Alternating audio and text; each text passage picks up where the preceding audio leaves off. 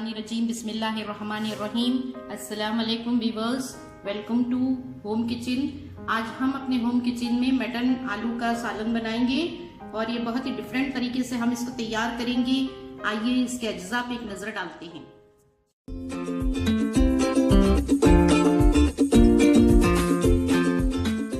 जो अज्जा इस्तेमाल होंगे, इसमें हमने मटन लिया है, इसको धोकर साफ कर लिया है और इसकी सारी जो फैट्स है वो हमने निकाल दी है।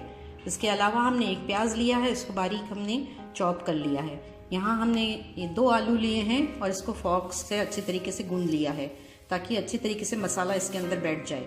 फिर यहाँ गार्निश के लिए हमने ग्रीन कोरिएंडर लिया है, इसको हम थोड़ा सा बीच में इस्तेमाल करेंगे और कुछ से हम इसको गार्निश करेंगे। थोड़े से मसाले लिए हैं, इसमें सॉल्ट है, हल्दी है, धनिया है और ज़ीरा है। इस रेसिपी में हम पिसा हुआ गरम मसाला यूज़ नहीं करेंगे, बल्कि हम साबुत ही गरम मसाला यूज़ करेंगे। तो इसके लिए हमने दालचीनी ली है, छोटी इलायची ली है, लौंग है और जावित्री है। और इसके साथ ही साथ हमने जायफल लिया है, इसको हम थोड़ा सा कद्दूकश करके इसको इस्तेमाल करेंगे बीच में। फिर अदरक और लहसुन का पेस्ट है। बस आलू मटन को हम कुकर में तैयार करेंगे।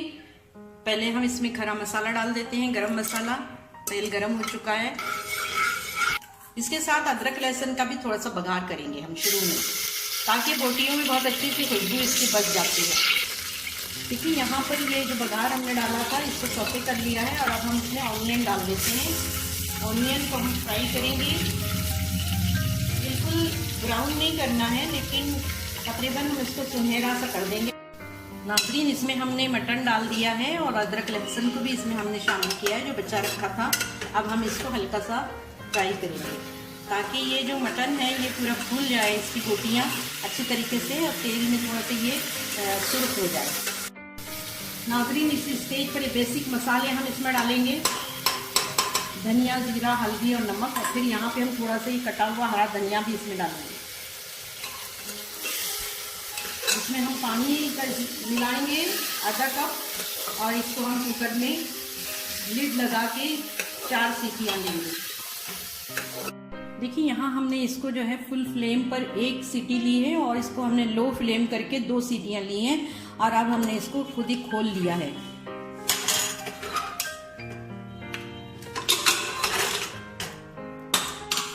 इसमें आलू शामिल करेंगे। 5 बादाम को हमने यहाँ पेस्ट बना लिया है, इसमें शामिल करेंगे। इससे ग्रेवी बहुत ही ज़्यादा लजीज बन जाती है और इसमें धनिये का ज़्यादा इस्तेमाल करने की ज़रूरत नहीं होती। आलू गलाने के लिए 1 सीटी लेंगे। इसमें इतना पानी है कि इसमें आलू गल जाएंगे। आलू को 2 सीटियाँ हमने ले ली हैं और अब हम इसको खोल रहे हैं। इसको खुद ही हमने ठंडा होने दिया कुकर को।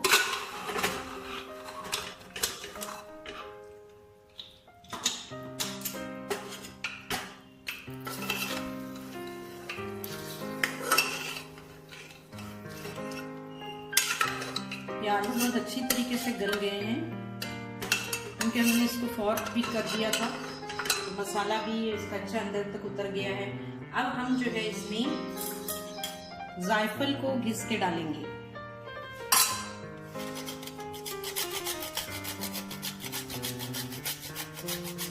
बिल्कुल थोड़ा सा हमने इसको घिसा है और इसमें हमने शामिल कर दिया है। अब हम इसको गार्निश करेंगे। पहले इसको हम डिश आउट करते हैं, फिर हम इसको गार्निश कर देंगे। नाजरीन, हमने इसको डिश आउट कर लिया है। ये पोटैटो मटन का सालन है और ये बहुत ही ज़्यादा लजीज बनता है, बच्चे भी शौक से खाते हैं। आप इसको बनाइए इसी तरीके से जैसे कि हमने बनाया है। और यहाँ हमने इसको परोसा है आज रायते के साथ में, दही का रायता है, कुकम्बर और टोमेटो के साथ है ये। और इसके साथ ही साथ हमने यहाँ चपाती दी है। आप अगर चाहें तो पराठे भी रख सकते हैं।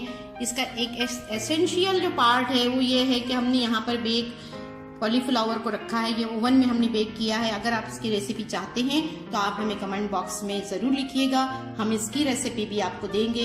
ये बहुत ही लो वेट होता है, इसका लो कैलोरीज होती है और जो वेट कॉन्शियस होते हैं उनके लिए बहुत ही अच्छा ये खाना है।